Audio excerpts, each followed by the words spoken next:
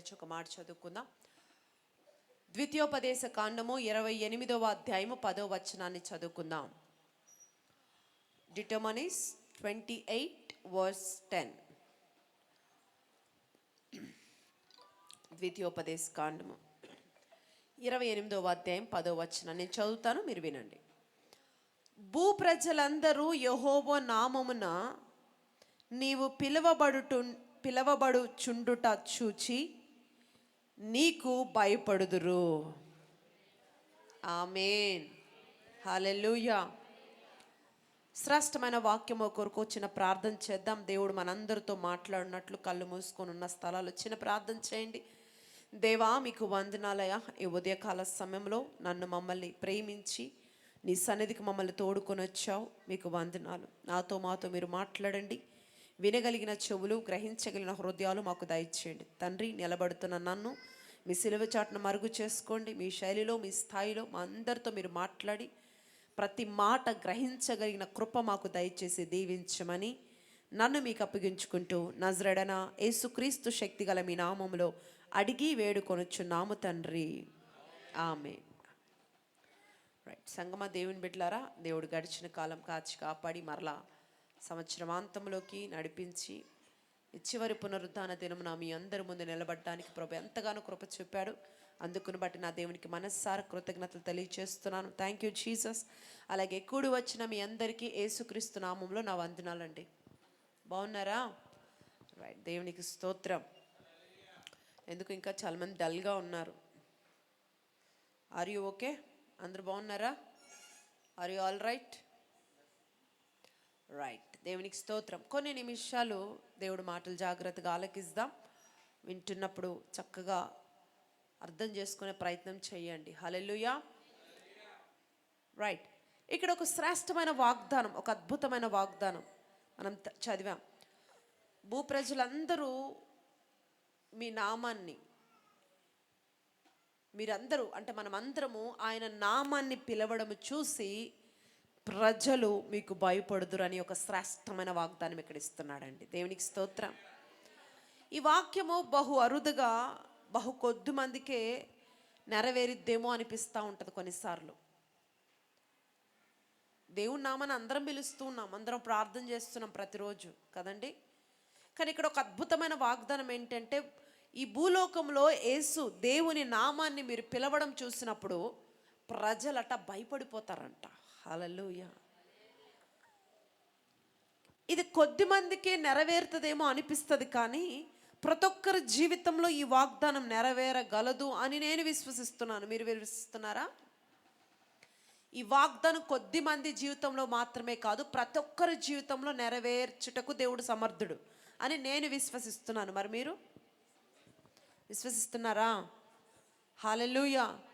ఈరోజు ఒక అమూల్యమైన శ్రేష్టమైన అంశాన్ని ధ్యానిద్దాం. ఏంటి అంశం అంటే, అసలు శత్రువు భయపడే ఒక స్థాయి మనకి ఎలా వస్తుంది? మనల్ని చూసినప్పుడు శత్రువు భయపడాలి అంటే ఆ స్థాయి, ఆ రేంజ్ మనకి ఎలా వస్తుంది? ఓకే, హల్లెలూయా. కొన్ని విషయాలు చూద్దాం. ఈరోజు వాక్యం యొక్క టైటిల్ ఏంటంటే, శత్రువు శిబిరాన్ని భయపెట్టాలంటే. ఆమేన్, ఆమేన్ కానీ హల్లెలూయా కానీ ఏం లేవా? హల్లెలూయా. దేవునికి స్తోత్రం. వింటున్నారా? ఏ శరీరీ కూడా మనకు శత్రువు కాదండి. ఏ మనుష్యుడు మనకి శత్రువు కాదు. వింటున్నారా సంగమా? ఆత్మీయ పోరాటంలో ఉన్న శత్రువు ఎప్పుడు భయపడతాడు, ఎలా భయపడతాడు? అసలు మన శత్రువు ఎవరు? మన శత్రువు ఎవరు అసలు? ఆకాశ మండలంపై ఉన్న దురాత్మలు ఏలుతూ ఆధిపత్యం వహిస్తున్న అపవాది మన శత్రువు. వాడొక్కడే మన శత్రువు, అంతే. ఇంకా ఏ శరీరీ మన శత్రువు కాదండి. దేవుడికి స్తోత్రం. అసలు ఈ శత్రువు ఎప్పుడు భయపడతాడు, ఎలా భయపడతాడు? యేసు రక్తమే జయం అంటే భయపడతాడా? లేకపోతే యేసు రక్తం బాటిల్ తీసుకొచ్చి ఇది నేను చల్లుతానంటే వాడు భయపడతాడా? లేకపోతే ప్రార్థన చేసిన ఒక కర్చీఫో లేకపోతే ఇంకేదైనా వస్తువో తెచ్చి అక్కడ పెడితే వాడు భయపడతాడా? ఏంటండి? సార్వత్రిక సంఘాన్ని ఇబ్బంది పెడుతున్న, భయపెడుతున్న శత్రువు భయపడినట్లు మనం ఏం చేయాలి? దేవునికి స్తోత్రం. నీకు భయపడుదురు అనే వాగ్దానము ఎందుకు సొంతం కాకూడదు? ఆధ్యాత్మికమైన జీవితంలో అసలు మనం ఏం చేయాలి? రెండొకసారి ఏం చేయాలో చూద్దాం. ఎక్కడికి? నెహెమ్యా గ్రంథము 2వ అధ్యాయం 10వ వచనం. ఇంతకు బైబిల్స్ తెచ్చారా? హడావిడిలో మర్చిపోయి ఇచ్చారా? Should bring your Bibles to all. తెరవండి, ఓపెన్ చేయండి. నెహెమ్యా గ్రంథము 2వ అధ్యాయం 10వ వచనం. నెహెమ్యా గ్రంథం ఎక్కడుంటుంది? కొత్త నిబంధనలోనా, పాత నిబంధనలో ఉంటుంది? చూడండి. రైట్, చదువుదామా ఒకసారి. నెహెమ్యా గ్రంథము 2వ అధ్యాయం 10వ వచనం. హోరోనీయుడైన సన్బల్లటును అమోనీయుడైన టోబియా అను దాసుడును ఇజ్రాయేలుకును క్షేమం కలుగజేయు ఒకడు వచ్చెనని విని బహుగా దుఃఖపడిరి. దేవునికి స్తోత్రం, హల్లెలూయా. ఇది ఒక అద్భుతమైన వచనం అండి. ఇది నేను ఎన్నిసార్లు చదివానంటే మొన్న అన్నిసార్లు చదివాను. దేవుడికి స్తోత్రం.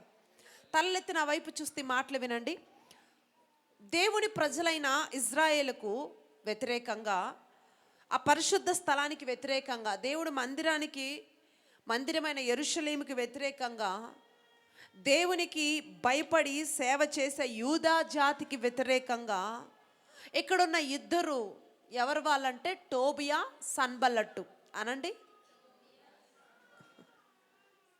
తిరుగుతుందా నోరు? వీళ్ళిద్దరూ యూదా జాతికి విపరీతంగా అసహించుకుంటూ వ్యతిరేకించే వాళ్ళు వీళ్ళు. యూదా జాతి అంటే దేవుని బిడ్డలు, దేవుని ప్రేమించేవారు, దేవుడు మందిరాన్ని ప్రేమించేవారు. అయితే వీళ్ళందరినీ ఈ ఇద్దరు వ్యక్తులు ఏంటంట వ్యతిరేకిస్తున్నారంట, అసహించుకుంటున్నారంట. అయితే వారి మీద ఎన్ని రకాలుగా దాడి చేయాలో అన్నీ దాడి చేసేశారు ఇజ్రాయెల్ మీద. వారి ప్రాకారములు అన్నీ కూడా కూలగొట్టేశారు, మందిరాన్ని అపవిత్రపరిచేశారు, మందిర స్థలాన్ని మొత్తం దెబ్బతీశారు. ఇవన్నీ చేసి ఇంకా హ్యాపీ ఫీల్ అయిపోతున్నారు. వారి హృదయం మీద కొట్టాం, వారి విశ్వాసం మీద కొట్టాం, వారి మనోధైర్యాన్ని దెబ్బతీసాం, వారి గుమ్మములను మేము తగలబెట్టేశాం, వారి మందిరాన్ని మేము పాడు చేసేసాం. ఇప్పుడు వారు దేశంలో యెరూషలేం, ఎప్పుడు చూసినా వారు యెరూషలేం వైపు, ఏ దేశంలో ఉన్నా సరే యెరూషలేం వైపు తిరిగి ప్రార్థన చేస్తారు యూదులు. అయితే ఇప్పుడు ఇంకా వారి కథ అయిపోయింది. వారి ధైర్యం వారి దేవుడే కదా, వారి ధైర్యం వారి మందిరమే కదా. అలాంటి మందిరాన్ని మేము కొట్టిపారేసాం. ఇంకా ఇప్పటి నుంచి ఒక్కొక్కడు లైన్లోకి వస్తాడు కదండి. ఇక ఒక్కొక్కరిది అందరు సెట్ అవుతారు ఈ దెబ్బతో. ఓ దేవుడు మందిరం అని విర్రవేగుతూ ఉన్నారు. ఇప్పుడు ఇవన్నీ పాడు చేసాం కదా, ఇక దెబ్బకు ఒక్కొక్కడు సెట్ అయిపోతాడు. హడావిడి చేస్తూ ఉంటారు, ఎప్పుడు మొత్తం అంతా సెట్ అయిపోద్దులే అని ఎక్స్పెక్టేషన్తో ఉన్నారు. ఈ దెబ్బకు యూదులందరూ వణుకుతారు, కాళ్ళ బేరానికి వస్తారు. ఒక్కొక్కడు కొవ్వు కరిగిపోద్ది దెబ్బకి. అందరూ ఇక సెట్ అయిపోతారని ఫుల్ హ్యాపీ మూడ్లో ఉన్నారు. ఎవరు? టోబియా, సన్బల్లట్టు. ఓకే, ఏం చేశారు వీళ్ళు? యూదుల మందిరాన్ని, పరిశుద్ధ పట్టణాన్ని, యెరూషలేముని మొత్తం ఎంత దాడి చేయాలో అంత దాడి చేశారు. గుమ్మములన్నీ కాల్చేశారు. ఇంకా భయంకరంగా వాళ్ళని కొట్టడం, హింసించడం అన్నీ ఎంతగా చేయాలో అంతగా చేసేశారు. చేసి ఇంకేమనుకుంటున్నారు, ఈ దెబ్బతో వీళ్ళు మా కాళ్ళ దగ్గరికి వచ్చేస్తారు, మా మాట వింటారు. ఇంకొక్కొక్కడు కొవ్వు కరిగిపోయింది, ఇంక ఇప్పుడు సెట్ అవుతారు. లేదంటే పలోమని మా దేవుడు మా ధైర్యం అంటున్నారు. ఇంకొక్కొక్కడి సంగతి చూద్దాం అన్నట్లుగా హ్యాపీ మూడ్లో ఉన్నారు. ఇలా ఉండగా పరిస్థితి ఏమైందంటే, నెహెమ్యా అనండి, ఈ నెహెమ్యా అనే వ్యక్తి వేరే ఊర్లో ఉన్నాడు, వేరే దేశంలో ఉన్నాడు. ప్రభు కృపలో సంఘానికి దూరమైనా, ఇంటికి దూరమైనా దేవుడికి దూరం కాలేదండి. కొంతమంది ఇంకో ప్రాంతానికి వెళితే ఇంకా దేవుడు పట్టడు. ఏమన్నా అంటే దూరంగా ఉందండి, లేదండి, దగ్గర లేదండి ఇంక చెప్తా ఉంటారు, మందిరం ఉండదు ఇంకా. కానీ నెహెమ్యా వేరే దేశంలో ఉన్నాడు, వేరే ఊర్లో ఉన్నప్పటికీ ఊరికి దూరం అయ్యాడు, ఆత్మీయ సంఘానికి దూరం అయ్యాడు, కానీ దేవుడికి దూరం కాలేదండి. దేవుడికి స్తోత్రం. ఏ దేశమునికి పోయినా నమ్మకంగా ప్రభువుని వెంబడిస్తున్నాడు. ఎవరు? నెహెమ్యా. దేవునికి స్తోత్రం. సరే, ఊర్లో ఉన్నాడు. సొంత ఊరు నుంచి కొంతమంది వెళ్ళారు ఫ్రెండ్స్. ఇంకా వేరే దేశంలో ఉన్నాడు. సొంత ఊరు నుంచి వేరే వాళ్ళు వెళ్తే ఎలా ఉంటుంది? ఒక్కడే ఉంటున్నాడుగా వేరే దేశంలో. మంచి ఉత్సాహంగా ఉన్నాడు. అరే అన్నయ్య ఎప్పుడు వచ్చారు, ఎలా ఉంది మన ఊరు విశేషాలేంటి, మన పల్లె విశేషాలేంటి, అందరు ఎలా ఉన్నారు అన్నీ కనుక్కుంటున్నాడు, అన్నీ అడుగుతున్నాడు. అలానే ఇంకా వాళ్ళు ఏం చెప్తారు?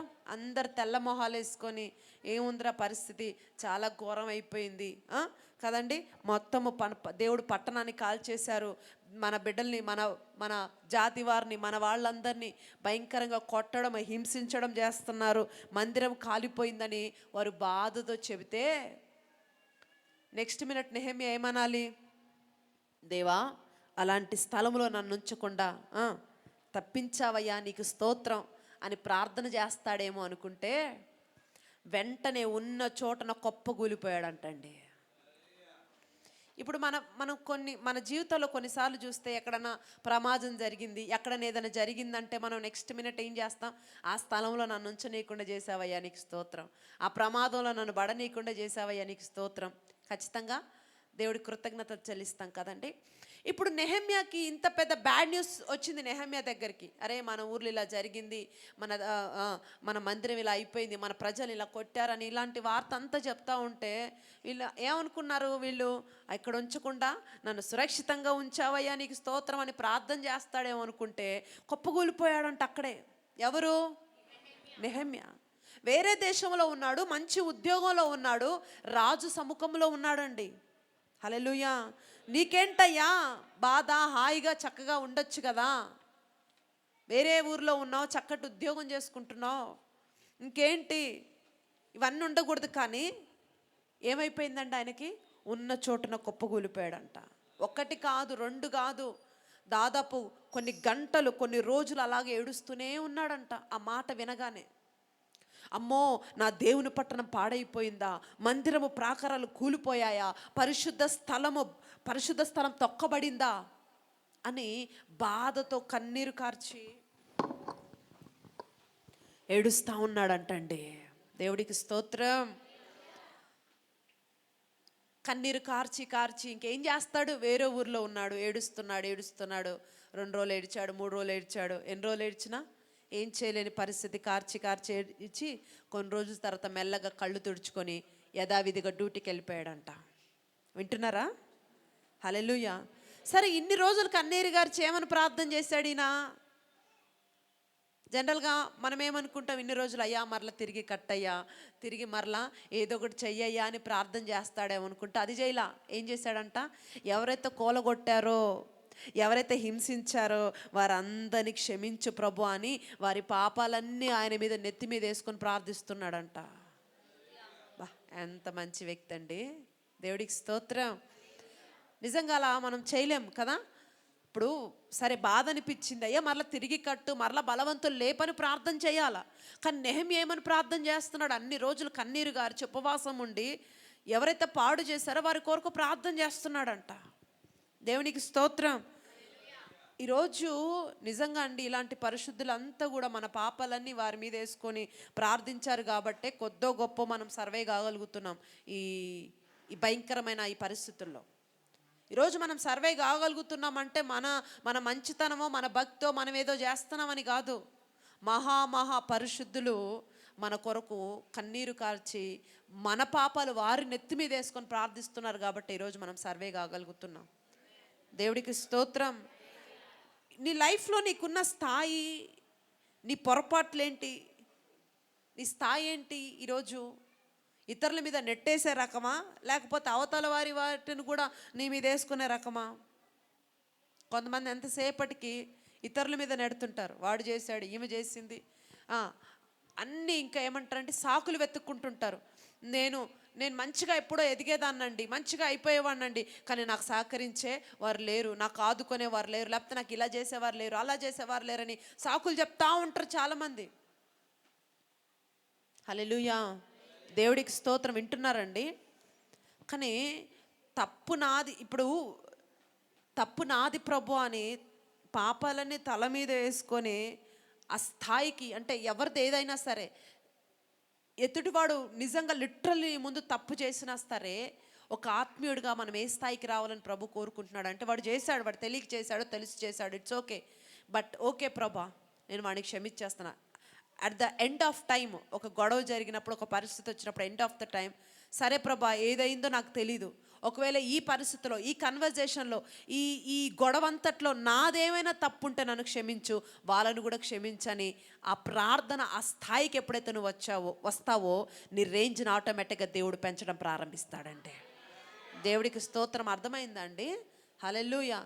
ఏ సిచ్యువేషన్ జరిగినా ఎండ్ ఆఫ్ ద టైము, ఈ సిచ్యువేషన్ వల్ల ఒకవేళ నేను ఎవరినైనా బాధ పెట్టానేమో, మేబీ అందరి వల్ల నువ్వు బాధపడినా సరే, దేవుడి సన్నిధిలో నువ్వేం ప్రార్థన చేయాలంటే, ఓకే ప్రభా సరే ఈ విషయంలో నా తప్పేమంటే క్షమించు, వాళ్ళను కూడా క్షమించని ఆ స్థాయి, ఆ ప్రార్థన చేసే స్థాయికి నువ్వు రావాలా. ఆమేన్. ఆ రేంజ్లోకి నువ్వు రావాలి ఈ రానున్న దినాల్లో, ఈ కమింగ్ ఇయర్లో. దేవుడికి స్తోత్రం. సరే అలా ప్రార్థించి ఫైనల్గా డ్యూటీకి వచ్చేసాడు నెహెమ్యా. అక్కడ వరకు ఆగాం కదా. రాజు సముఖానికి వచ్చాడు. అతని డ్యూటీ ఏంటి? రాజు సముఖంలో రాజుకి ద్రాక్షారసం అందించే డ్యూటీ ఆయనకి. అంటే ఎప్పుడు నవ్వుతూ ఉండాలి, అంతే, హ్యాపీ మూడ్లో ఉండాలి. భయంకరమైన కడుపు నొప్పి వచ్చి మెలికలు తిరిగిపోతున్నా ముఖంలో ఏముండాలా? స్మైల్ ఉండాలి, అంతే. రాజు పిచ్చ తిట్టుడు తిట్టినా స్మైల్తోనే వాటిని స్వీకరించాలి.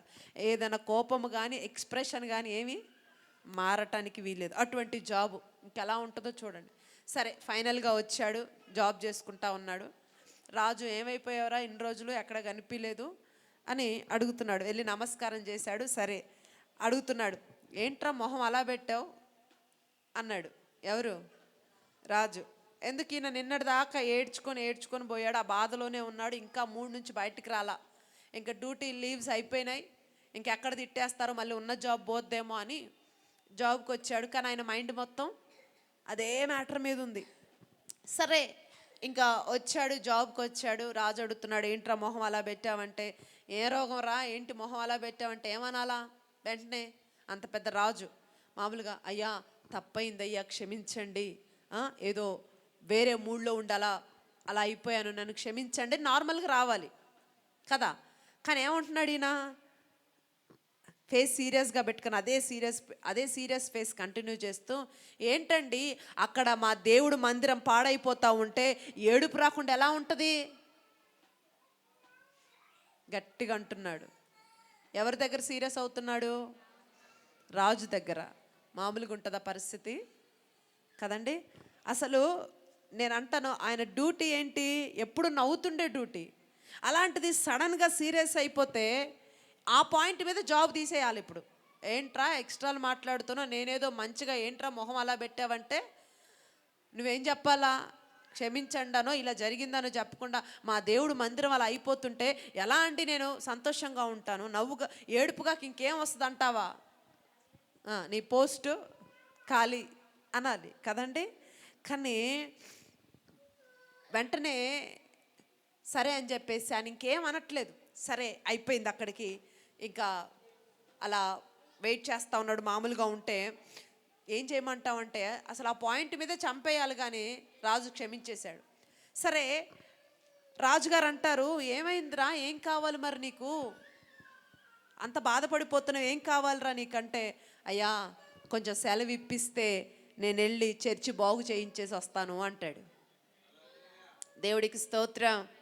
సర్లే చేస్తానులే, సెలవిస్తానులే, యాక్సెప్ట్ చేస్తానులే అని చెప్పేసి అనగానే వెంటనే అక్కడ ఎన్ని రోజులు ఉంటావు అని అడుగుతాడు. అంటే ఇప్పుడు లీవ్ ఇవ్వాలంటే ఎన్ని డేస్ చెప్పాలిగా. ఈయనేమంటున్నాడు, ఎన్ని రోజులు అంటే ఏం చెప్పనండి, గుడి అంతా బాగు చేయించేసరికి ఎన్ని రోజులు పట్టిందో తెలీదు, అదంతా బాగు చేయించాక వస్తానంటాడు. దేవుడికి స్తోత్రం. సర్లే తీసుకో అన్నాడు. రాజు మంచి మూడ్లో ఉన్నట్టున్నాడు కదండి.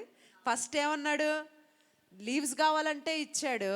ఎన్ని రోజులు అంటే కూడా ఎన్ని రోజులని ఒకవేళ ఒక మెన్షన్ చేయకపోయినా సర్లే ఎల్లు అన్నాడు. ఇంకా అక్కడే ఉన్నాడు. ఇంకా ఏంట్రా ఇక్కడే ఉన్నావంటే, అయ్యా ఇంకొక మనవి అన్నాడు. ఏంటో చెప్పంటే, సరే సెలవు ఇచ్చావు, సరే డబ్బులు ఎవరు ఇస్తారు? అదే చేత్తో ఆ నిధులు కాస్త ఇస్తే చర్చి కట్టించేసి వచ్చేస్తానంటాడు. చర్చి కట్టించడానికి ఏమంటున్నాడు? నిధులు. సరే లీవ్ మీద వెళ్తున్నావు, ఏదో ఆ డ్యూటీకి తగ్గ డబ్బులు శాలరీ అడగకుండా ఏమడుగుతున్నాడు? నిధులు అడుగుతున్నాడు. సర్లే అని రాజు దానికి కూడా ఒప్పుకుంటున్నాడండి. దేవుడికి స్తోత్రం, హల్లెలూయా. నిధులు కూడా ఇచ్చాడు. సరే పో అంటే ఇంకొక మనం అంటున్నాడు మరలా అక్కడే ఉండి. ఏంట్రా అని అంటే, డబ్బులు పట్టుకొని ఏం చేస్తామయ్యా, మీ దగ్గర మంచి నిపుణులు ఉంటారు, ఎక్స్పీరియన్స్ పర్సన్స్ ఉంటారు, వాళ్ళను కొంతమందిని మ్యాన్ పవర్ ఇస్తే తీసుకొని వెళ్తా అన్నాడు. ఏం అడుగుతున్నాడు? మంచి నిపుణులను మ్యాన్ పవర్ అడిగాడు. సరే ఇస్తాను, తీసుకెళ్ళి అన్నాడు. అలాగే అన్నాడు. మరలా ఇంకా అక్కడే నుంచున్నాడు. ఇంకా ఏంట్రా అంటే, అయ్యా మా ఊర్లో బండలు ఆ టైల్స్ అవి సరిగ్గా ఉండవు, ఇక్కడ చాలా బాగుంటాయి, అవేదో ఇప్పిస్తే తీసుకెళ్తా అంటాడు. సర్లే అంటాడు వాటికి కూడా. హల్లెలూయా. సరే పట్టుకెళ్ళి అంటాడు. సరే అన్న తర్వాత మళ్ళీ అక్కడే ఉంటాడు. ఇంకా ఏంట్రా అక్కడే ఉన్నావంటే, అయ్యా ఇవన్నీ ఇచ్చావు బాగుంది, ఇవన్నీ మోసుకెళ్ళాలంటే ఏముండాలా? రథాలు ఉండాలి, అవి కూడా ఇస్తే ఓర్ని అని చెప్పేసి మరలా సర్లే తీసుకెళ్ళు, రథాలు కూడా తీసుకెళ్ళు అని పర్మిషన్ ఇస్తాడు.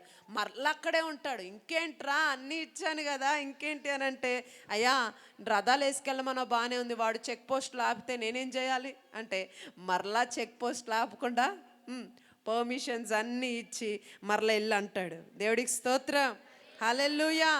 ఓరి నాయనో, ఒక సెలవు ఇవ్వడమే ఎక్కువ అనుకుంటే 100 పర్మిషన్లు, నిధులు, మ్యాన్ పవర్ అన్నీ కొట్టేశాడండి. దేవుడికి స్తోత్రం.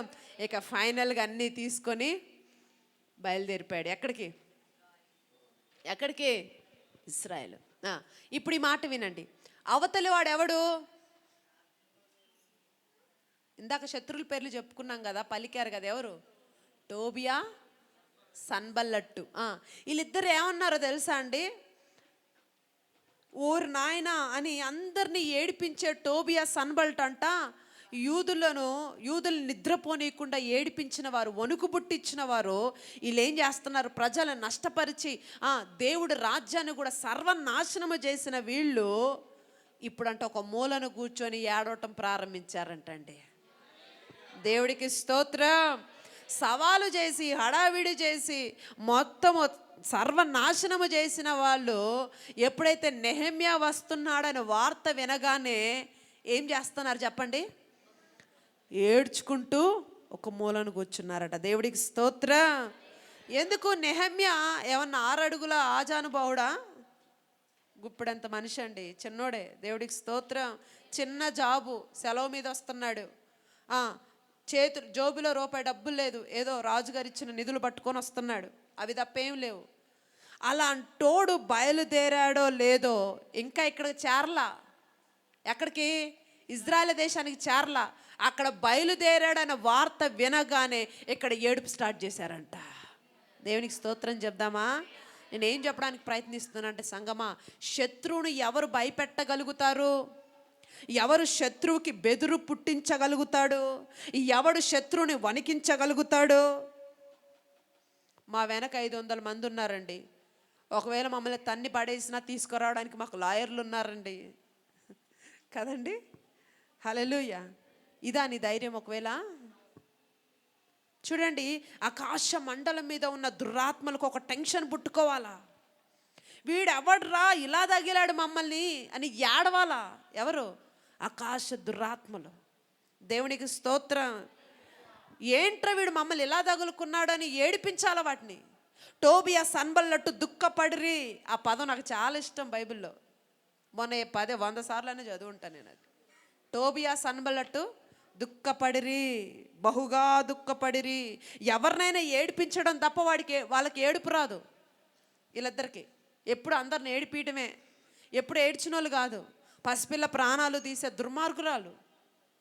ప్రజల ధనమానాలు దోచుకుంటూ ఇష్టానుసారంగా వ్యవహరిస్తున్న వాళ్ళు. ఇలాంటి రకం వీళ్ళు, అందరిని ఏడిపించే రకం. అలాంటి వారు విచిత్రంగా ఒకరోజు ఒక మూలను కూర్చొని ఏడుస్తున్నారంట. దేవుడికి స్తోత్రం. శత్రువును భయపెట్టగలిగింది ఏంటో నీకు అర్థమవుతుందా? శత్రువుకు బెదురు భయం పుట్టిస్తుంది ఏంటో నీకు తెలుస్తుందా? ఈరోజు శత్రువుకు భయం పుట్టియాలంటే మనం ఏం చేయాలి? శత్రువు ఏడవటానికి గల కారణం ఏంటో తెలుసా? టోబియా, సన్బల్లట్టు ఎందుకు ఏడుస్తున్నారండి? నెహెమ్యా దేవుని సన్నిధిలో దుఃఖపడే వ్యక్తిగా ఉన్నాడు కాబట్టి. దేవుడికి స్తోత్రం. ఎందుకు ఈ వ్యక్తి రాకడనో, ఈ వ్యక్తి వస్తున్నాడని వాళ్ళు అంతగా కూర్చొని ఏడుస్తున్నారంటే, ఆల్రెడీ నెహెమ్యా దేవుని సన్నిధిలో దుఃఖపడి ఏడ్చి ప్రార్థన చేసి బయలుదేరాడు కాబట్టి. దేవుడికి స్తోత్రం. ప్రభు పాదాల దగ్గర పడి కన్నీరు కార్చగలిగిన వాడే శత్రువును కన్నీరు పెట్టించగలడు. దేవునికి స్తోత్రం. ఏమైనా అర్థమవుతుందండి? హల్లెలూయా. దేవునికి భయపడి వణుకుచున్న వాడే శత్రువుని భయపెట్టగలుగుతాడండి. దేవుడు భయం ఉందా మీకు? ఉంటే టైంకి వచ్చేవాడు కదా.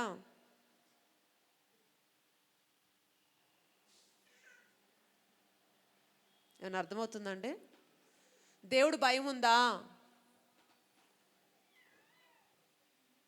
దేవుడు భయం ఉన్నవాడు ఏం చేస్తాడు? క్రమానికి వస్తాడు, టైంకి వస్తాడు, సరిగ్గా ఆరాధిస్తాడు, ప్రార్థన చేస్తాడు. దేవుడు భయం కలిగిన వాడే శత్రువుని భయపెట్టగలుగుతాడు. దేవునికి స్తోత్రం చెప్దామండి. హల్లెలూయా. నీ భారము, నీ కన్నీరు, నీ ఉపవాసము, కొన్ని రోజుల పాటు దేవుడి సన్నిధిలో నువ్వు లేవకుండా కూర్చున్న నీ స్థితిని బట్టి నీ శత్రువు నీకు భయపడగలుగుతాడండి. దేవునికి స్తోత్రం. కొంతమంది అంటారు, నాకెవరు లేరండి, మేము ఒక్కరమే అంటారా? నేనేమంటానంట, అందుకే నువ్వు దేవుడి సన్నిధిలో కూర్చో. నీకెవరు లేరు, నువ్వు ఒక్కదానివేనా, నువ్వు ఒక్కడవేనా, అయితే నువ్వు దేవుడి సన్నిధిలో కూర్చో. ఒక్కడిని పెక్కు మంది అగునట్లుగా చేయుటకు సమర్థుడు నువ్వు ఆరాధిస్తున్న దేవుడు. దేవునికి స్తోత్రం. హల్లెలూయా. అర్థమవుతుందండి? ఎందుకంటే ఆయన అలసిన వాని ప్రాణమును అలక్ష్యము చేసే దేవుడు కాదండి. ఆల్రెడీ నువ్వు అలసిపోయి ఉన్నావు, ఆల్రెడీ నువ్వు నలిగిపోయినావు, ఇంకా నీకు పరీక్షలు పెట్టి ఇంకా నీకు ఇది చేసే దేవుడు కాదు నువ్వు ఆరాధిస్తున్న దేవుడు. నలిగిపోయిన నిన్ను, బలహీనమైపోయిన నిన్ను దర్శించి నిశ్చయముగా ఆయన కార్యాలు జీవితంలో మొదలు పెట్టటకు సమర్థుడు ఈరోజు నేను ప్రకటిస్తున్న దేవుడు. దేవునికి స్తోత్రం. హల్లెలూయా. ప్రజలు ఆశనే అర్హతగా భావించే దేవుడు అండి మన దేవుడు. ఈ లోకం ఏమంటదండి, నువ్వు ఎందుకు అధికమైన దాని కొరకు ఆశపడుతున్నావు, ఇంత పెద్ద దాన్ని నువ్వు ఎందుకు అత్యాశపడుతున్నావు, ఇది నీకు అత్యాశే, దీనికి నువ్వు అర్హుడుగా మారవు అని ప్రజలు వెక్కిరిస్తారు. కానీ దేవుడు ఒక అర్హతను ఎలా భావిస్తాడట? నువ్వు ఆశపడితే చాలు, ఆ వస్తువు మీద, ఆ స్థితి మీద, ఆ జాబ్ మీద, ఆ స్థానం మీద నువ్వు అర్హునిగా మారుస్తాడట. దేవునికి స్తోత్రం. ఒకవేళ ఒక మంచి జాబ్ నువ్వు కోరుకుంటున్నావు, ఆశపడుతున్నావు, ప్రజలు అంటున్నారు అంత మంచి జాబు, అంత మంచి స్థితి నీకు వస్తుందా? ప్రజలు డిస్కరేజ్ చేస్తారు. కానీ దేవుడు అంటున్నాడు నీ ఆశనే అర్హతగా భావిస్తాడంట. దేవునికి స్తోత్రం. హల్లెలూయా. యేసు ప్రభు వచ్చి, నానా నువ్వు స్వస్థపరచకూర్చున్నావా అంటాడు ఒక వ్యక్తిని. 35 సంవత్సరాల నుంచి అక్కడ పడుంటే, 38 years నుంచి పడున్నవాడిని నువ్వు స్వస్థపరచకూర్చున్నావా అంటే ఆడేమంటున్నాడు? భూమి మీద, అయ్యా నాకెవరు లేరు, నా భార్య ఏమో ఇలాంటిది, నా పిల్లలు అలాంటి వాళ్ళు, నన్ను తీసుకొచ్చి ఇక్కడ పడేశారు, ఈ పాటికి నేను ఎప్పుడో హీల్ అయిపోయేవాడిని, నన్ను పట్టుకొని తీసుకెళ్ళేవారు. 38 years నుంచి కూర్చున్నాడు. కానీ రోజుకు ఒక కొద్దిగా జరిగిన కదా, కనీసం 2-3 నెలల్లోనైనా హీల్ అయిపోయేవాడిగా. అవునా కదా? ఎంతో దూరం లేదు, సరే ఒక 10 kilometers అంత దూరం ఉన్నా కనీసం ఒక 4 నెలలు, ఒక 5 నెలలు ఎప్పుడో అయిపోయేవాడు. 38 ఏళ్ల నుంచి అక్కడే కూర్చున్నాడు. ఫైనల్గా ఇక వాడు బాధ్యోళ్ళకి ఏసై వచ్చినానా నువ్వు స్వస్థపరచకూర్చున్నావనంటే అప్పుడు కూడా ఏం చెప్తున్నాడు? అయ్యా నేను స్వస్థపరచకూర్చున్నానని చెప్పకపోయి దానికి పోయి ఇంకేమంటున్నాడు? నా భార్య అలాంటిది, నా పిల్లలు అలా చేశారు, వాళ్ళు ఇలా చేశారు. అక్కడ కూడా ఇంకా ఇవన్నీ చెప్తా ఉన్నాడు. భూమి మీద మనుషులకు ప్రేమ లేదయ్యా, నన్ను తీసుకొచ్చాడు పడేశారయ్యా. సంగమం వింటున్నారా? దేవునికి స్తోత్రం. ప్రభు అన్నాడు, ఇవన్నీ నీకు ఎందుకురా బాబు, నువ్వు స్వస్థపడతావా, నీకు ఆశ ఉందా, నీకేం కావాలో చెప్పు. దేవుడికి స్తోత్రం. ఇక్కడ శత్రువు దేనికి భయపడ్డాడండి? ఎవరు అసలు శత్రువులు ఎవరు? ఈ టోబియా, సన్బల్లట్లు దేనికి భయపడ్డారు? ఎవరికి భయపడ్డారు? నెహెమ్యా వస్తున్నాడు అని భయపడ్డారు అంతే. నెహెమ్యా ఎవరు? దేవుని సన్నిధిలో కన్నీటి అనుభవం కలిగిన వాడు, దుఃఖపడగలిగిన వాడు, శత్రువును కన్నీరు పెట్టించగలడు అని మీకు మనవి చేస్తున్నాను. దేవుడికి స్తోత్రం. ఎవరు శత్రువుని కన్నీరు పెట్టించగలడు? దేవుని సన్నిధిలో కన్నీరు గార్చేవాడే శత్రువుని కన్నీరు తెప్పించగలుగుతాడు. అంతే, ఫైనల్ స్టేట్మెంట్ అది. దేవుడికి స్తోత్రం. ఇజ్రాయెలు క్షేమము కొరకు ఒకరు వచ్చారు అని శత్రు భయపడ్డాడంట. దేవునికి స్తోత్రం. ఏం చేద్దాం, వాడిని ఎలా తిప్పికొడదాం, ఎలా టిట్ ఫర్ ట్యాగ్ చేద్దాం, ఇలాంటి వద్దు. కొంతమంది ఏదైనా వచ్చిందంటే ఇంకా నెక్స్ట్ ఏం చేద్దాం, ఎలా చేద్దాం, వాడిని ఎలా వ్యూహాలు వేస్తుంటారు. ఇంకొక రూట్లో అలా చేద్దాం, ఇలా చేద్దాం. నేను ఒకటే చెప్తా సంగమా, ఇవన్నీ వద్దు. సంఘ క్షేమము కొరకు ప్రయాసపడు చాలంతే. నేను ఎవరైనా ఇబ్బంది పెడుతున్నారా, ఎవరైనా బాధ పెడుతున్నారా, ఎవరైనా హింసిస్తున్నారా, ఎవరైనా దూషిస్తున్నారా, ఇవన్నీ నీకొద్దు. ఒకవేళ ఇవన్నీ ఉన్నప్పటికీ నువ్వు చేయాల్సింది ఒకటే, ఏంటంట, సంఘ క్షేమము కొరకు ప్రయాసపడమంటున్నాడు. హల్లెలూయా. సంఘ క్షేమము కొరకు ఎవరు ప్రయాసపడతాడో వాడే శత్రు శిబిరంలో వణుకు పుట్టించగలడు. దేవుడికి స్తోత్రం.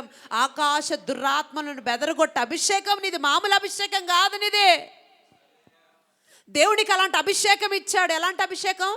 ఆకాశ దురాత్మలను సైతం నువ్వు బెదరగొట్టగలవు. Did you believe today? నమ్ముతున్నావు ఈరోజు? ఎన్ని దురాత్మలు, ఎన్ని శక్తులు నీ మీద స్వైర విహారం చేయని వాడిని ఒక్క మాటతో నువ్వు బెదరగొట్టగలవు.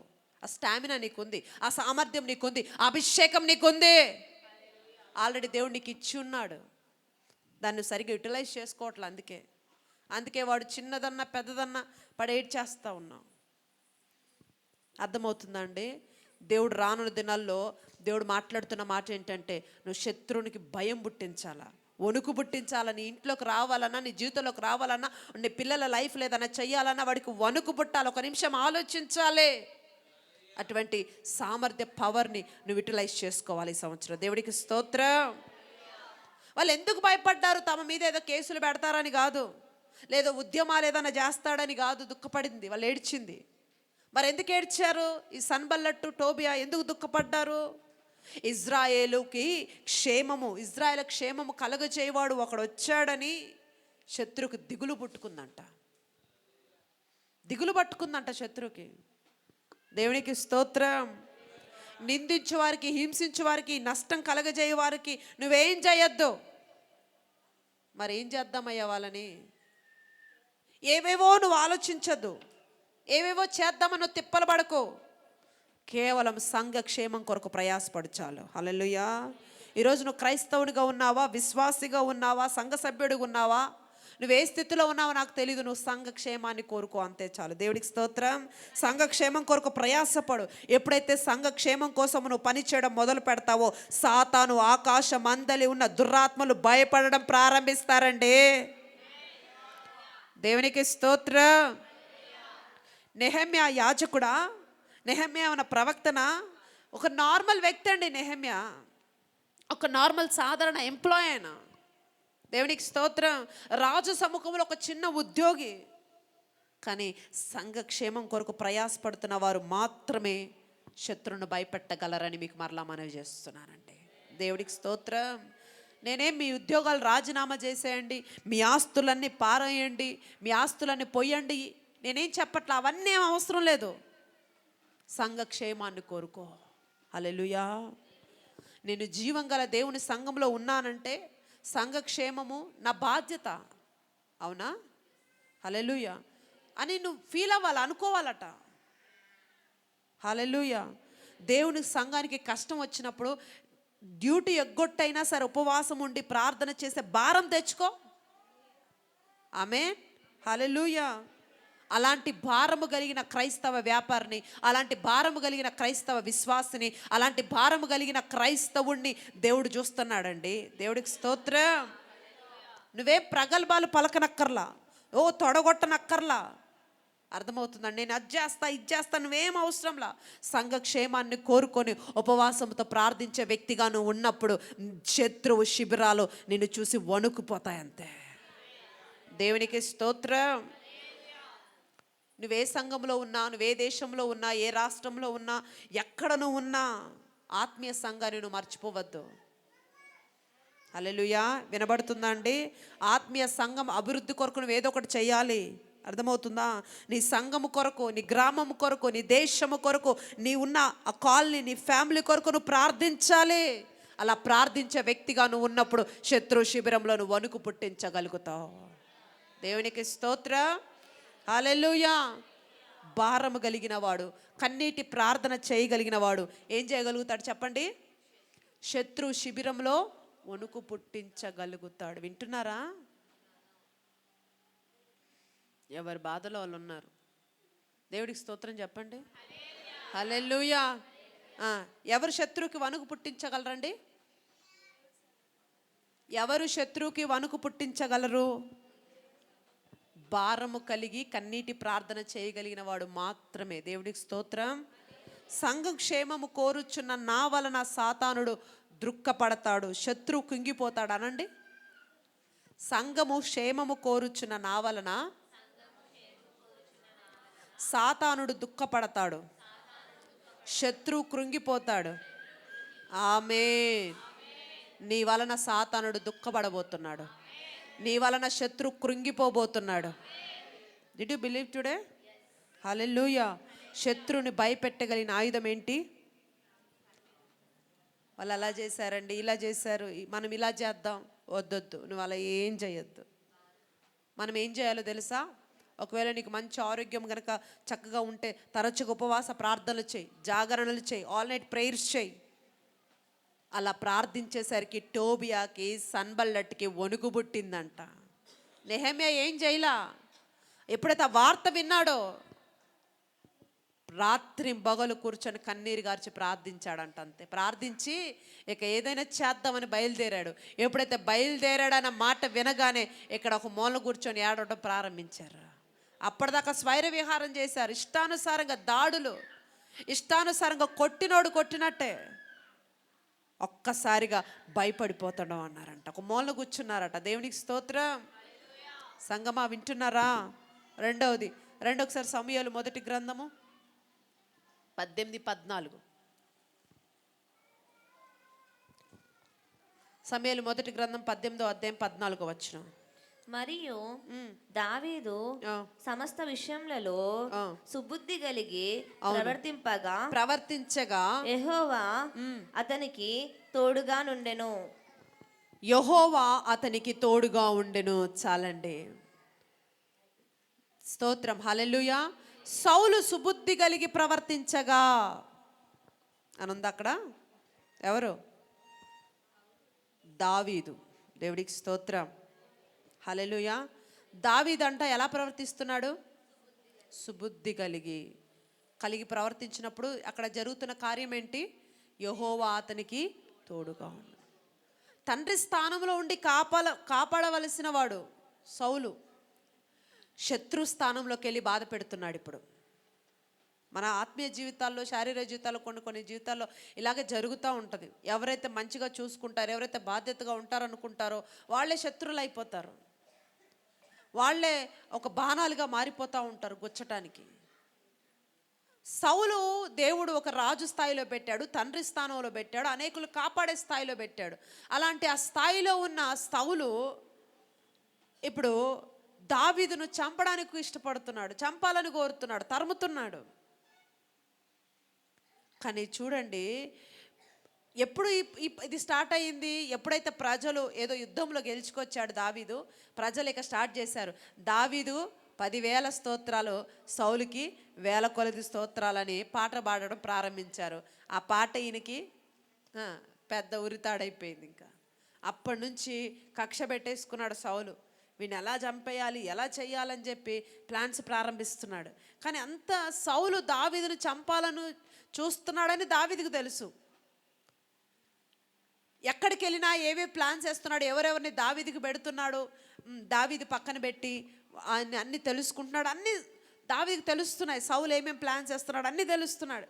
కానీ ఏ రోజు కూడా సౌలు రాజుగా ఉన్నాడు కదా, రాజు స్థానంలో ఉన్నాడు కదా, ఏ రోజు కూడా ఆయన మాటకు వెనుదిరగటం కానీ, ఆయన చెప్పిన మాట చేయకుండా ఉంటాం కానీ ఏ రోజు కూడా చేయలేదండి.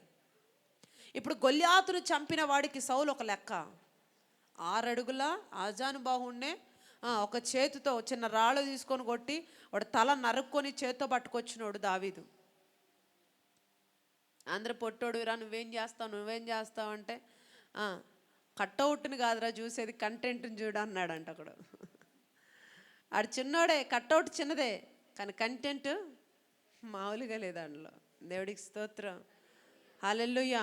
అందుకే దేవుడు నువ్వు చిన్నోడువా, నల్లోడువా, పొట్టుకున్నావా, తెల్లగున్నావా, నల్లగున్నావా ఇవి చూడ్డు, ఆ కట్అవుట్లో ఉన్న కంటెంట్ చూస్తాడు. దేవుడికి స్తోత్రం, హల్లెలూయా.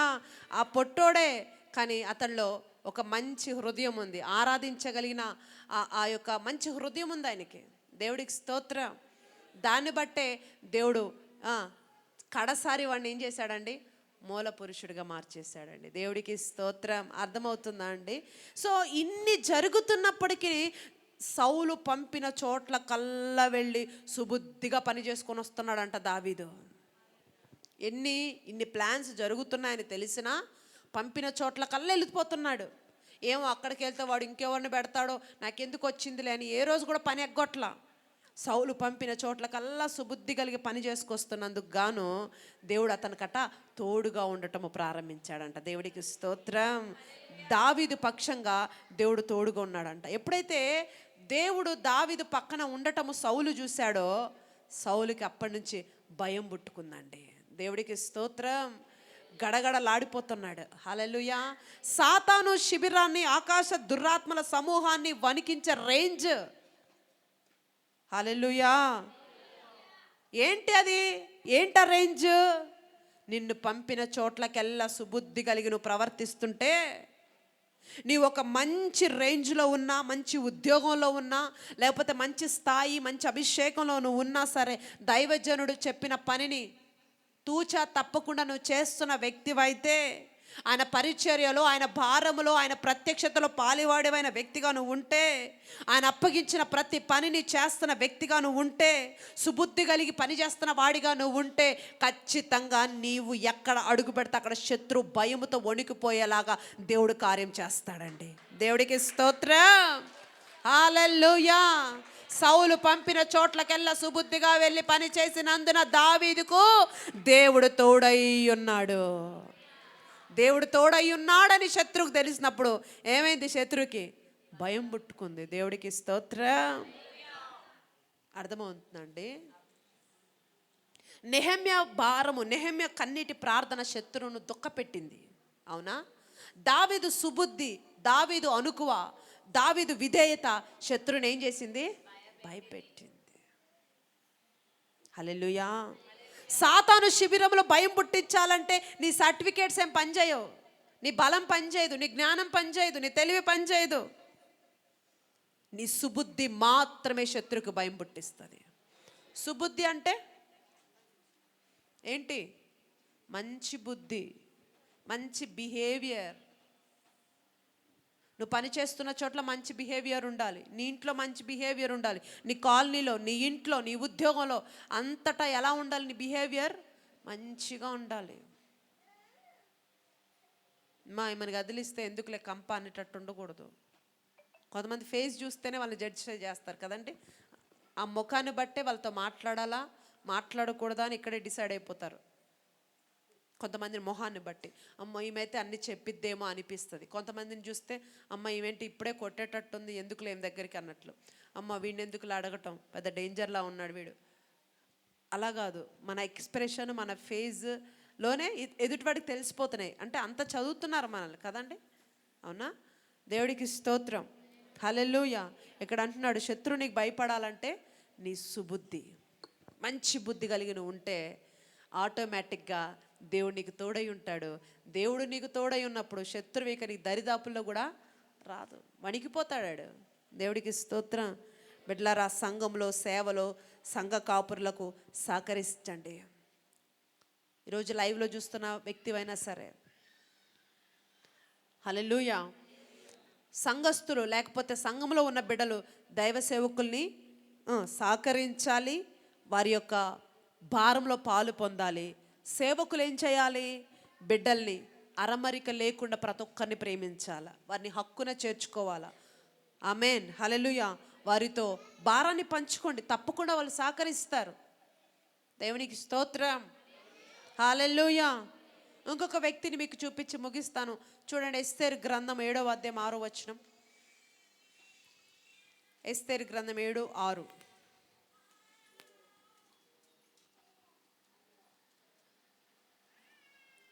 ఎస్తేరు మా విరోధియగు ఆ పగవాడు దుష్టుడై ఈ హామానే అనెను. అంతటా హామాను రాజు ఎదుటను రాణి ఎదుటను భయక్రాంతుడాయను.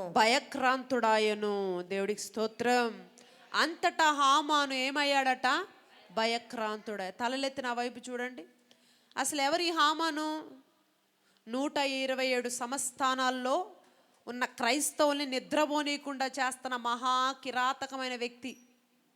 127 సంస్థానాలంటే 127 దేశాలు. ఈ 127 దేశాల్లో ఉన్న క్రైస్తవులందరినీ వీడొక్కడే. ఎవరు? ఈ హామాన్ అనేవాడు ఒక్కడే నిద్రపోనీయకుండా చేస్తున్నాడంట. ఒక్కొక్కరిని భయం పుట్టిస్తున్నాడంట. మామూలుడు కాదు వీడు కదా.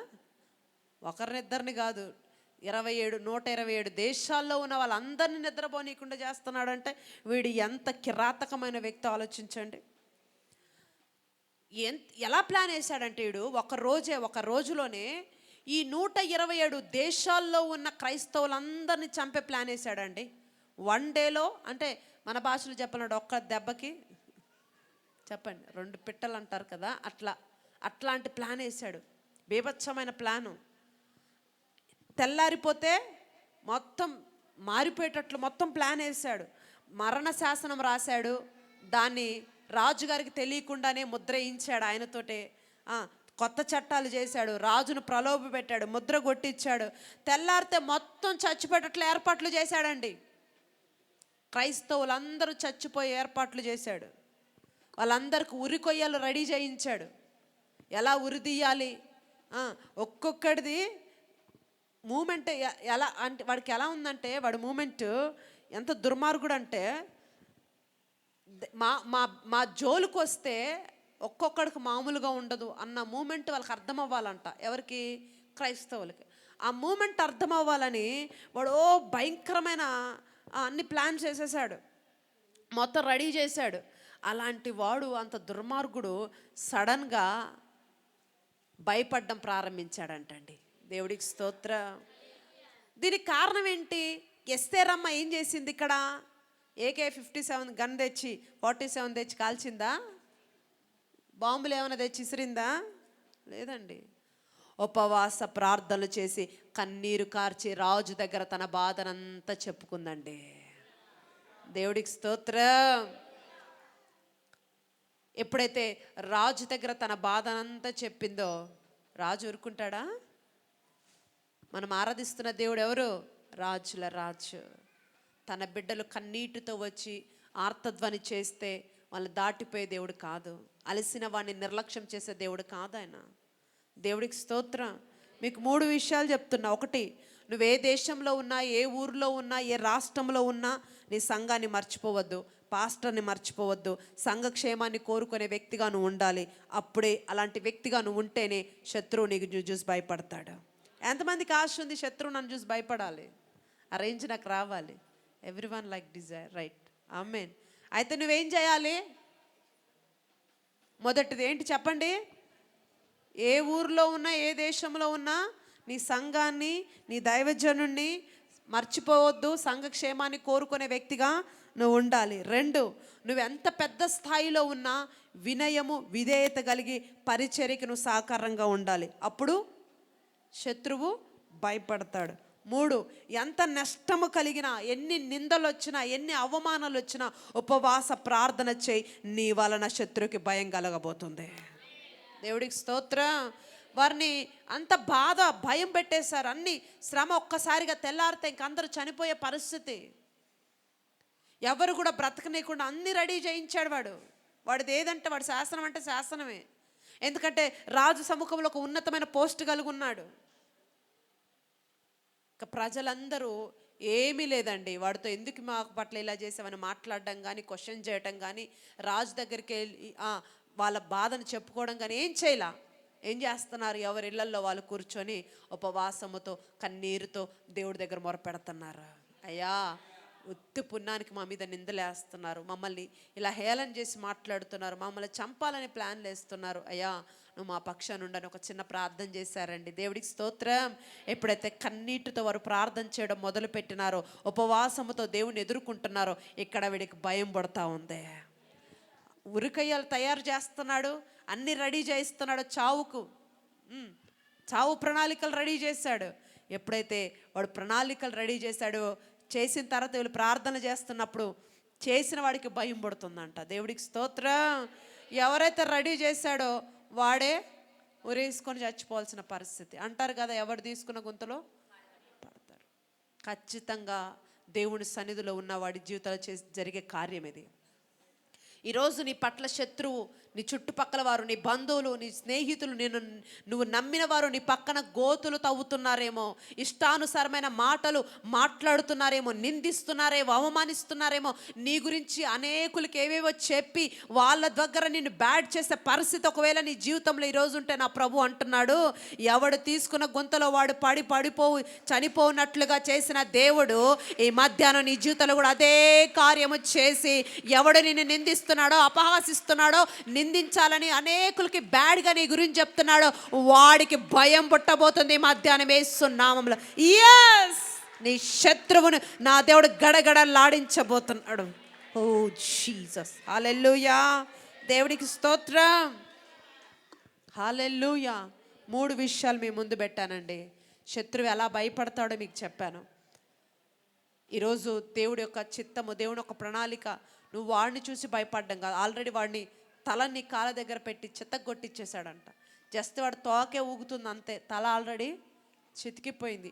ఆ తోకను చూసి కూడా నువ్వేమి భయపడకు. దేవుడికి స్తోత్రం. సరైన సుబుద్ధి కలిగి సంఘక్షేమము కొరకును ప్రయాసపడుతున్న వ్యక్తిగా, సంఘములో ఒక నమ్మకమైన వ్యక్తిగా నువ్వు ముందుకెళ్తా ఉన్నప్పుడు, ఏ శత్రువు నిన్నేమీ చేయకుండా దేవుడు అద్భుతమైన కంచెతో నిన్ను ముద్రించి వాడికే భయం పుట్టేలా చేయబోతున్నాడండి. రానున్న నూతన సంవత్సరంలో శత్రువుకి గుబులు పుట్టించే అభిషేకాన్ని దేవుడు నీ మీద రిలీజ్ చేయబోతున్నాడు. శత్రువుకు భయం పుట్టించే వాడిగా దేవుడు నేను మార్చబోతున్నాడు. ఇన్ని రోజులు ఈ 25 వరకు నువ్వు వాడిని చూసి ఏడ్చావు. ఇకపై నీ భక్తిని, నీ ప్రార్థనని, నీ విశ్వాసాన్ని, నీ సుబుద్ధిని చూసి వాడు ఏడవబోతున్నాడు. అటువంటి క్వాలిటీస్తో నింపబడు. జీసస్ యేసు నామములో, హల్లెలూయా. ఈ ప్రవర్తన, ఈ భారము చేత సాతాను సామ్రాజ్యాలను ఓడిద్దామా? ఈ కార్యం మనకు అసాధ్యమా అండి? సాధ్యమే. హల్లెలూయా, సాధ్యమే కదా. ఈ క్వాలిటీస్ కలిగి ఉందాం. సాతాను సామ్రాజ్యాన్ని వణుకు కలిగిద్దాం. పరలోకానికి సిద్ధపడదాం. దేవుడు మనల్ని సాతాను సామ్రాజ్యానికి నష్టము కలుగునంతగా దేవుడు మనల్ని వాడుకొనును గాక. ఇకపై వాడి రాజ్యానికి నష్టము కలిగించే బిడ్డగా దేవుడు నిన్ను మార్చునుగాక. ఆమేన్. లేచి నిలబడి చిన్న ప్రార్థన చేద్దాం. ఈరోజు ఈ ప్రాంగణానికి నేను ఎందుకు తీసుకొచ్చాడంటే,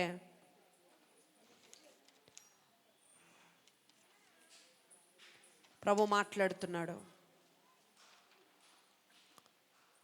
నీకు ఇచ్చిన రేంజ్ మామూలు రేంజ్ కాదు బిడ్డ. నీ స్థాయి మామూలు స్థాయి కాదు. ఎందుకో నువ్వు ఈ సంవత్సరం అంతా సరిగ్గా వాడలేకపోయావు. అందుకే వాడు పెట్టిన ప్రతి ప్రలోభానికి బాధపడ్డావు, భయపడ్డావు. కానీ ప్రభు మాట్లాడుతున్నాడు ఈరోజు. ఓ జీసస్, ప్రభువా మీకు వందనాలయ్యా. నిజమే, కొన్నిసార్లు మా బలహీనతలు, కొన్నిసార్లు మా అవిశ్వాసం వాణ్ణి నవ్వించింది. కానీ ఈరోజు మేము దృఢంగా, నిబ్బరంగా విశ్వసిస్తున్నాం. నీ సన్నిధిలో నమ్మకముగా అయా, విశ్వాసముగా, సుబుద్ధి కలిగి సంఘక్షేమం కొరకు ప్రయాసపడేవాడిగా ఉన్నప్పుడు, దేవా నీవు మా జీవితాల్లో గొప్ప కార్యాలు జరిగిస్తానని మాట్లాడావు. ఈ మధ్యాహ్నం నేను నమ్ముచున్నాను, నేను సాతానుని ఓడింప చేయబోతున్నాను. శత్రువు కుంగిపోవటానికి కారణం నేను కాబోతున్నాను. వాడికి కృంగుదల నేను కలగ చేయబోతున్నాను. అట్టి కృప మాకు దయచేస్తున్నందుకు కృతజ్ఞతలు తెలియచేస్తున్నాను. నీ సన్నిధి యొక్క శక్తితో బిడ్డలు నింపండి. ఏ బిడ్డ అయితే ఆశతో ఆరాధిస్తున్నారో, ఆశతో ప్రార్థిస్తున్నారో దేవా, ప్రతి బిడ్డలో ఒక నూతనమైన శక్తి రిలీజ్ అవును గాక. ప్రతి బిడ్డ ఒక నూతనమైన శక్తి పొందుకొనును గాక. అయ్యా, వాడు అనేక బలహీనతలు పెట్టి బిడ్డలు ఏడ్చి ఏడ్చి అలిసిపోయిన ప్రతి బిడ్డ యేసు నామములో గొప్ప విడుదల పొందుకుందురు గాక. శరీర రోగముల నుండి గొప్ప స్వస్థత వచ్చును గాక. యేసునా ఘనమైన కార్యాలని బిడ్డల పట్ల జరిగించి దీవించమని యేసుక్రీస్తు శక్తి గల మీ నామములో అడిగి వేడుకొని నీ కృపను, అభిషేకాన్ని, గొప్ప శక్తిని నీ సన్నిధిలో నుండి మేము పొంది ఉన్నాం తండ్రి. ఆమేన్, ఆమేన్, ఆమేన్. ఈరోజు మీరు ఈ విశ్వసిస్తే శత్రువు నేను భయపెట్టించగలనని విశ్వసిస్తే గట్టిగా చప్పట్లు కూడా దేవుని మహిమపరచు.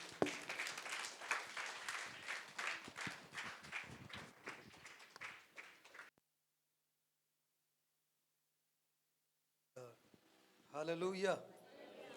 దేవుడు ఎంతో చక్కగా మాట్లాడారు కదండి. ప్రభు ఎంతమందితో మాట్లాడాడనిపించింది. దేవునికి స్తోత్రం. సాతానుగాడికి శిబిరాలు ఉన్నాయి. సో దానిని మనమందరం బలంగా ఎదుర్కోవాలి. మంచి సలహాలు, సూచనలు పరిశుద్ధాత్మ దేవుడు మనకి ఇచ్చాడు. వాటన్నిటిని తూచా తప్పకుండా పాటిద్దాం. దైవ సన్నిధిని మనం అనుభవిద్దాం. దేవునికి స్తోత్రం. హల్లెలూయా. ఆ పాట పాడుకుందామా? ఆరాధిద్దామా? ఆ పాట పాడుకుందామా? Okay, praise God. దేవునికి స్తోత్రం.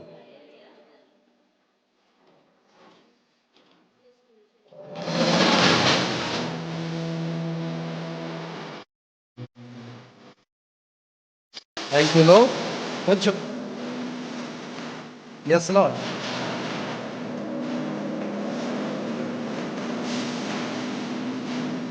అందరూ చప్పట్లు కొడుతూ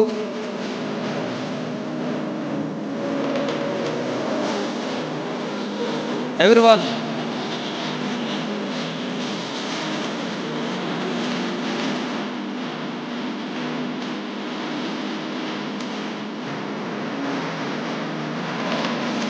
యేసే గొప్ప దేవుడు, మన యేసే శక్తిమంతుడు. యేసే గొప్ప దేవుడు, మన యేసే శక్తిమంతుడు. యేసే ప్రేమ పూర్ణుడు, యుగ యుగములు స్తుతి పాత్రుడు. యేసే ప్రేమ పూర్ణుడు, యుగ యుగములు స్తుతి పాత్రుడు. స్తోత్రము మహిమ జ్ఞానము శక్తి ఘనత బలము కలుగును ఆమె. స్తోత్రము మహిమ జ్ఞానము శక్తి ఘనత బలము కలుగును ఆమె. యేసే గొప్ప దేవుడు, మన యేసే శక్తిమంతుడు. యేసే గొప్ప దేవుడు, మన యేసే శక్తిమంతుడు. అందరం గట్టిగా చప్పట్లు కొడుతూ కొంచెం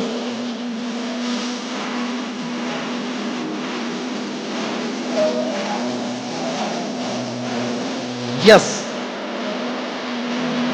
ఈ శివరి దినములలో మహాశ్రమలలో యోబు వలె మనం జీవించుదాం.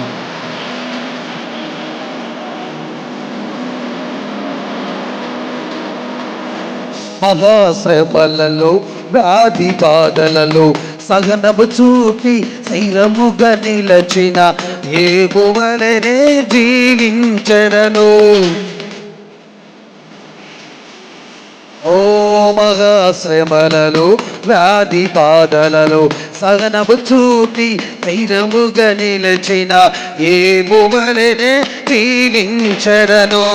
అద్వితీయుడు, ఆది సంభూతుడు, దీర్ఘశాంతుడు మన ప్రభు యేసే.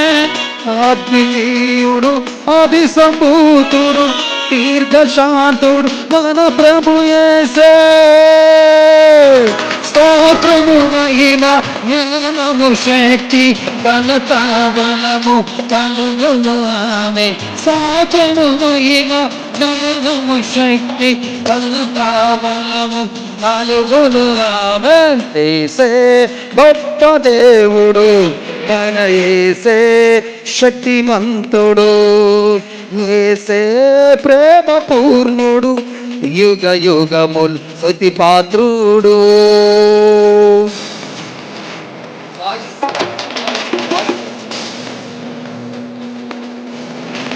Come on. Thank you, Holy Spirit of God. అందరం చప్పట్లు కొడుతూ సంతోషంగా ఆయన శక్తిని పొందుకుందాం. ఎందుకంటే సాతాను గారి శిబిరాన్ని కోల్చాలి.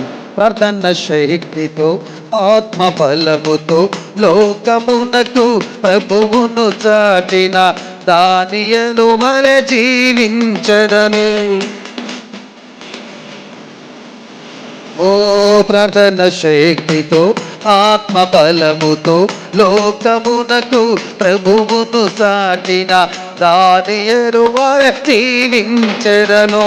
మహోన్నతుడు మన రక్షకుడు, ఆశ్రయ దుర్గము మన ప్రభు యేసే. మహోన్నతుడు మన రక్షకుడు, ఆశ్రయ దుర్గము మన ప్రభు యేసే. స్తోత్రము మహిమ జ్ఞానము శక్తి ఘనత బలము పలుకును ఆమె. స్తోత్రము మహిమ జ్ఞానము శక్తి ఘనత బలము పలుకును ఆమె. యేసే గొప్ప దేవుడు, మన యేసే శక్తిమంతుడు, యేసే ప్రేమ పూర్ణుడు, యుగ యుగముల్ స్తుతి పాత్రుడు.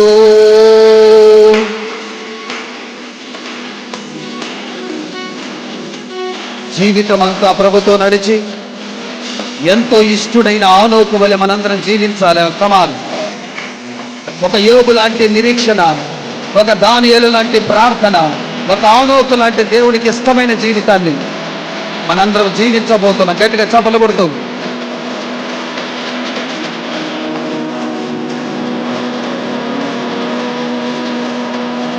జీవితమంతా ప్రభుతో నడచి ఎంతో ఇష్టడే సాక్ష్యము పొందిన అనుకువలనే జీవించదను. ఓ జీవితమంతా ప్రభుతో నడచి ఎంతో ఇష్టడే సాక్ష్యము పొందిన అనుకువలనే జీవించదను. అద్భుతకరుడు, ఆశ్చర్యకరుడు, నీతి సూర్యుడు మన ప్రభు యేసే. అద్భుతకరుడు, ఆశ్చర్యకరుడు, నీతి సూర్యుడు మన ప్రభు యేసే. స్తోత్రము మహిమ జ్ఞానము శక్తి ఘనత బలము పలుకును ఆమె. స్తోత్రము మహిమ జ్ఞానము శక్తి ఘనత బలము పలుకును ఆమె. యేసే గొప్ప దేవుడు, మన యేసే శక్తిమంతుడు, యేసే గొప్ప దేవుడు, మన యేసే శక్తిమంతుడు, యేసే ప్రేమ పూర్ణుడు, యుగ యుగములు స్తుతి పాత్రుడు. యేసే ప్రేమ పూర్ణుడు, యుగ యుగములు స్తుతి పాత్రుడు. స్తోత్రము మహిమ జ్ఞానము శక్తి ఘనత బలము పలుకును ఆమె. స్తోత్రము మహిమ శక్తి ఘనత బలము పలుకును ఆమె. యేసే గొప్ప దేవుడు, మన యేసే శక్తిమంతుడు, యేసే ప్రేమ పూర్ణుడు, యుగ యుగములు స్తుతి పాత్రుడు. అందరు కళ్ళు మూసుకుందాం, చిన్న ప్రార్థన చేద్దాం. నీ శక్తి, నీ ప్రేమ, ఈ రెండుటిని ధరించుకొని మేము వెళ్తున్నాం ప్రభువా. సాతానుడు యొక్క శిబిరాలను భయపెట్టడానికి యేసయ్య శక్తి కావాలి. రెండోది యేసయ్య ప్రేమ కావాలి. ఈ మధ్యాహ్నపు వేళ నువ్వు శక్తిమంతుడు అని నమ్ముతున్నాం తండ్రి. నీవు ప్రేమ పూర్ణుడు అని నమ్ముతున్నామయ్యా. నీ బిడ్డల మీద నీ కృప చూపమని ఎంతో చక్కగా ఇంతవరకు తండ్రి నీ సన్నిధిలో గడపగలిగామంటే నీ కృప. ఎంతో అద్భుతమైనయ్యా ఉపదేశాన్ని మాకు ఇచ్చావు, నీకు స్తోత్రం. దైవికంగా పెరగటానికి, దైవికంగా ఎదగటానికి ఈ ఉపదేశాలు మాకు ఎంతో ఉపయోగపడుతున్నాయి. ఈ ఉపదేశము ద్వారా తీసివేయబడాల్సింది తీసివేయబడి ఒక మంచి వధువుగా మమ్మల్ని మీరు అలంకరించండి. ఈ సంవత్సరాంతపు ఆదివారపు ఆరాధనలు ఘనంగా జరిగించినందుకు నీకు స్తోత్రమయ్యా. మొదటి ఆరాధన, రెండో ఆరాధనలో చక్కగా సూటిగా మీరు మాట్లాడినందుకు స్తోత్రమయ్యా. ఈ రెండు సందేశాలు అందించిన సేవకురాలని మరింతగా మీరు ఆరోగ్యాన్ని, బలాన్ని, ఇంకా బలమైన అభిషేకాన్ని, సామర్థ్యాన్ని, నీ కృపను కలుగు చేయండి అయ్యా. సంవత్సరాంతపు రూపాంతర కూటములలో తోడుగునండి అయ్యా. వాచ్ నైట్ సర్వీసులో తోడుగునండి.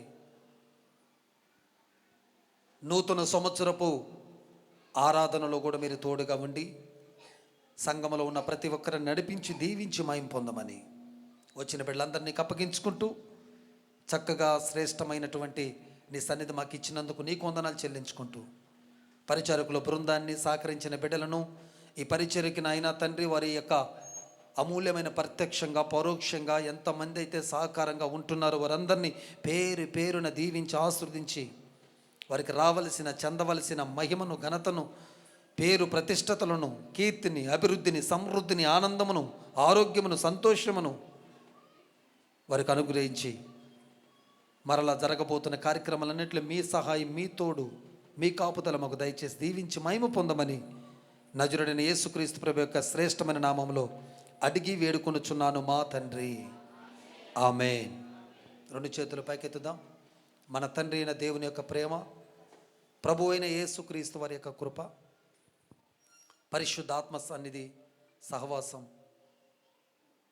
ఇప్పుడు ఎల్లప్పుడూ చేరి వచ్చిన బిడ్డలందరికీ సదాకాలం తోడే నడిపించి బలపరచుదువుగాక.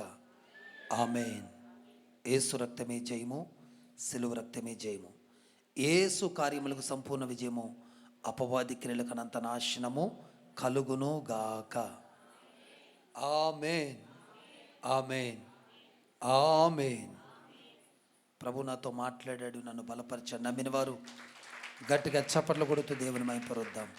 మాకు కాదు యెహోవా, మాకు కాదు, సమస్త మహిమ మీకే కలుగునుగాక.